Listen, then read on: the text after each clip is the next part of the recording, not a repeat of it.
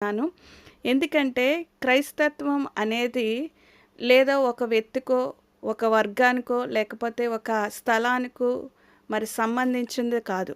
ఎందుకంటే ప్రభువు చెప్పాడు ఏమిటంటే, సర్వలోకానికి వెళ్ళి సర్వ సృష్టికి కూడా సువార్తను ప్రకటించమని ఆయన బోధించాడు, ఆజ్ఞాపించాడు గనక, ఆ ఆజ్ఞను బట్టి, బోధన బట్టి మనము నేటికి ప్రపంచవ్యాప్తిగా అనేకమైన ప్రాంతాల్లో, అనేకమైన ప్రజల మధ్యన, జాతుల మధ్యన మనము యేసు కొరకు మరి శిష్యులను తయారు చేస్తూ, క్రీస్తు కొరకు సాక్షిగా నిలబడుతున్న వ్యక్తులు అనేక మంది ఉన్నారు.